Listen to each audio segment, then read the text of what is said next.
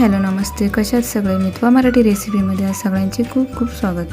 तर आज आपण रताळ्यापासून एक नवीन पदार्थ तयार करणार आहोत। तर प्रथम आपल्याला रताळं स्वच्छ धुवून घ्यायचं आहे, कारण रताळ्याला खूप माती असते। म्हणून आपण रताळं 5 ते 10 मिनिटं पाण्यात घालून ठेवणार आहोत। रताळं पाण्यात भिजवून ठेवल्यामुळे त्याला जी चिटकलेली माती असते ती मऊ होते आणि मग 5 ते 10 मिनिटं झाल्यानंतर रताळ्याची माती पूर्ण पाण्यामध्ये विरघळून गेलेली असते।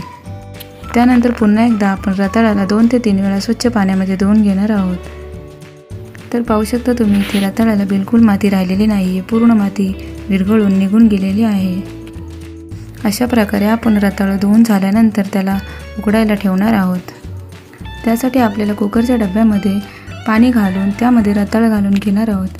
त्याचबरोबर पाण्याचं प्रमाण जास्त असल्यामुळे आपण इथे मिठाचं प्रमाण जास्त घालणार आहोत, म्हणून आपण त्याच्यामध्ये 2 चम्मच मीठ घालणार आहोत। आता 2 चम्मच मीठ घालून झाल्यानंतर ते व्यवस्थित मिक्स करून घेऊ। तुम्हाला जर पाहिजे असेल तर इथे डायरेक्ट कुकरमध्ये पाणी टाकून त्याच्यामध्ये मीठ टाकून आणि मग त्याच्यामध्ये रताळं टाकून डायरेक्ट तुम्ही 5 ते 6 शिट्ट्या देऊन रताळं उकडून घेऊ शकता।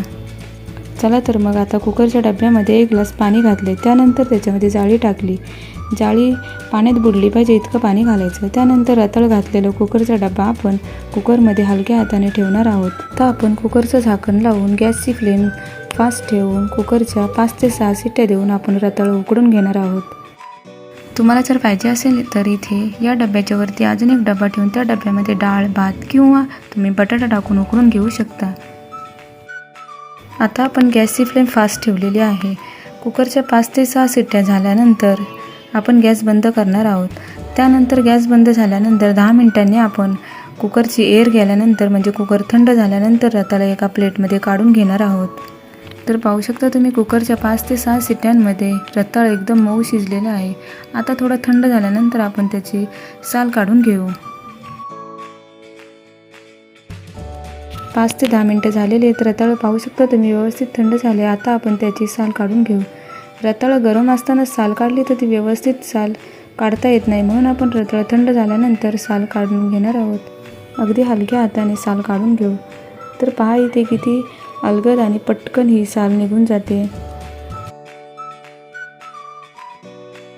तर पहा इथे रताळ्यावर थोडे काळे डाग आहेत, ते आपण सुरीच्या सहाय्याने कट करून घेऊ।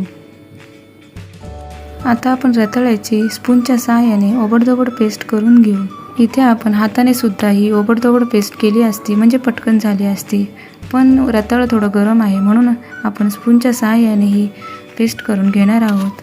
आपण इथे पेस्ट जास्त बारीक करणार नाही, थोडी जाडसर ठेवणार आहोत, म्हणजे कसं खीर खाताना रताळ्याचा तुकडा दाताखाली आल्यावर त्याची टेस्ट खूप छान लागते। चला आता गॅसवर पातेलं ठेवलं, त्याच्यामध्ये 2 ते 3 चमच तूप घातले। त्यानंतर जी आपण रताळ्याची ओबडधोबड पेस्ट केली होती ती त्याच्यामध्ये घालणार आहोत। अर्धा ते 1 मिनिटं ही रताळ्याची पेस्ट आपण स्लो गॅसवर थोडी फ्राय करून घेऊ। अर्धा ते 1 मिनिटं झाल्यानंतर आपण त्याच्यामध्ये घालणार आहोत 1 चमच साखर। इथे आपण जास्त साखर घालणार नाहीत, कारण रताळं ऑलरेडी गोड असतं, म्हणून आपण इथे साखरेचे प्रमाण कमी ठेवले। म्हणून जर शुगरचा पेशंट असेल तर त्यांनी साखर नाही घातली तरी चालेल। आता आपण हे व्यवस्थित मिक्स करून घेऊ। आहे की नाही हेल्दी आणि पौष्टिक रेसिपी लहान बालकांसाठी आणि शुगरच्या पेशंटसाठी आज आपण ही रेसिपी तयार केलेली आहे।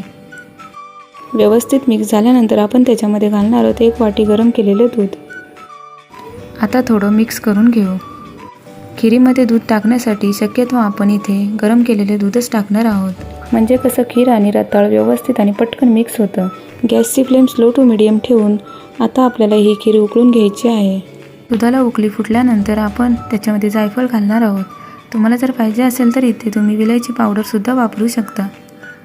आपल्याला इथे जास्त जायफळ घालायचं नाही।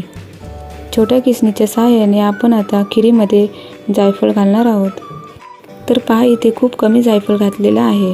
आता आपण हे सगळं व्यवस्थित मिक्स करून घेऊ। तुम्हाला जर ही रेसिपी आवडली असेल तर लाईक करा, चॅनलला सबस्क्राईब करा। सबस्क्राईब केल्यानंतर बेल आयकॉनवर क्लिक करायला मात्र विसरू नका। ऑलवर क्लिक करा, म्हणजे मी तयार केलेली प्रत्येक रेसिपीची नोटिफिकेशन सगळ्यात अगोदर तुम्हाला येईल। तर पहा इथे 2 ते 3 मिनिटं झालेली आहेत। खिरीला मस्त उकळी फुटलेली आहे।